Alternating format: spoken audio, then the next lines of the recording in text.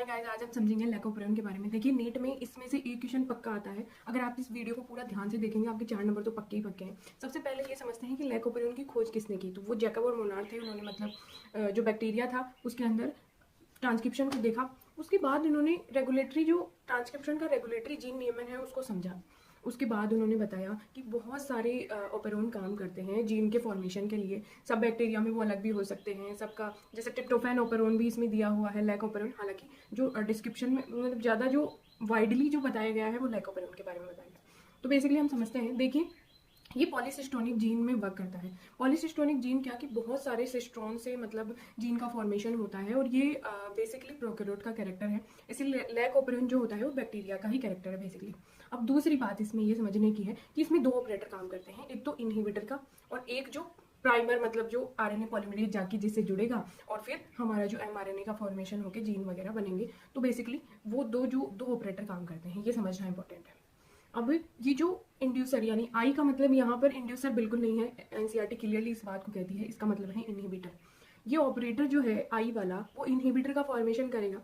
अगर यहाँ पर मीडियम में लैक्टोज है तो फिर वो जो आरएनए पॉलीमरेज जिस ऑपरेटर से जाके जुड़ेगा, जिस पे प्राइमर जुड़ेगा, तो वहाँ पे अगर लैक्टोज है तब तो फिर नॉर्मल जो रिएक्शन होती है वो सब कुछ वैसे ही होगी। बट अगर मान लीजिए मीडियम में लैक्टोज नहीं है, सेल्स में लैक्टोज की कमी चल रही है, तो फिर वो जो इंड्यूसर वो इनहिबिटर है वो प्राइमर वाले ऑपरेटर से जाके जुड़ के और आरएनए पॉलीमरेज के काम को खत्म कर देगा।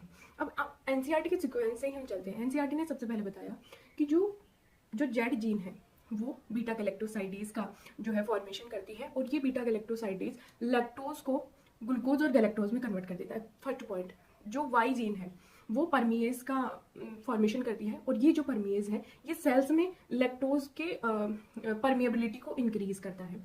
और ए जो है ए जीन ट्रांस एसिटिलेज का फॉर्मेशन करती है और इसके बारे में एनसीईआरटी ने क्लियरली कुछ नहीं लिखा है कि ये क्या करेगा, लेकिन ये तीनों ही जीन हैं जो लैक्टोज के उपापचय के लिए इंपॉर्टेंट है। कितनी मतलब अजीब सी बात है कि जो चीज़ मीडियम में चाहिए उसी के उपापचय के लिए जीन्स बन रहे हैं। तो ये मतलब मेन इंपॉर्टेंट चीज़ है। और बेसिकली हम ऐसे भी समझ सकते हैं कि लैक्टोज के उपापचय के लिए चीज़ चाहिए तो यानी लैक्टोज तो ऑब्वियसली चाहिए। यानी ये कुछ ऐसा ही है कि कोई चीज़ को हमें तोड़ना है तो पहले हमें ये तो हो कि वो पूरी चीज़ कहाँ है। उसको 2 पार्ट्स में हम तोड़ेंगे तो उससे पहले वो एक पार्ट तो हमारे पास हो जिसे हमें तोड़ना है, तो वही है वो लैक्टोज तो हमारे पास हो, उसके बाद ही तो हम ग्लूकोज और गैलेक्टोज में उसको तोड़ेंगे। तो बेसिकली ये स्ट्रक्चर है।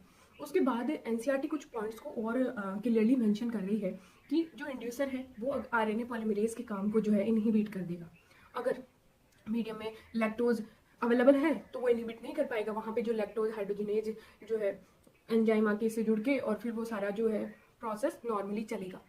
अब यहाँ पे मेन इंपॉर्टेंट क्वेश्चन जो नीट के लिए बनता है वो ये है कि अगर मीडियम में लैक्टोज नहीं है और लैक्टोज के अलावा ग्लूकोज और गैलेक्टोज है तो क्या ये रिएक्शन होगी, क्या लैकोपेरोन में ट्रांसक्रिप्शन होगा? तो इसका सीधा सा आंसर है नहीं, ऐसा नहीं हो सकता। इसको ओनली लैक्टोज चाहिए, लैक्टोज है तो ये प्रोसेस आगे चलेगा। और एक चीज़ ध्यान रखिए कि जो इनहिबिटर है वो हमेशा बनता रहता है, लैक्टोज बॉडी में हमेशा नहीं रहता लेकिन इनहिबिटर हमेशा बनता रहता है। तो बेसिकली इस तरह का क्वेश्चन आता है और नीट 2022 में इसमें थोड़ा सा वेरिएशन करके क्वेश्चन आया। देखिए लैकोपेरोन बहुत बड़ा टॉपिक नहीं है लेकिन कुछ ना कुछ अगर आपको क्वेश्चन में चेंज करने हैं तो उसमें जो है हाइपोथेटिकल चीज़ें ऐड करनी पड़ती है।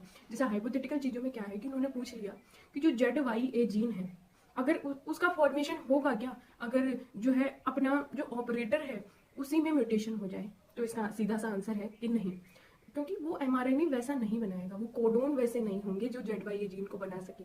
तो बेसिकली ये जो है लैकोपेरोन ट्रांसक्रिप्शन और ट्रांसलेशन दोनों का एक जो है फॉर्मेशन हमें बताया हुआ है कि कैसे बैक्टीरिया में होता है। तो थैंक यू सो मच, आपको ये समझ में आया होगा और आप उसको खुद से एनसीईआरटी से रीड करिए और समझिए कि क्या इसमें चीज़ें, क्या क्वेश्चन और बन सकते हैं, क्या मैंने अगर कुछ रह गया हो तो उसको अपने नोट्स में ऐड कर लीजिए। Thank you so much.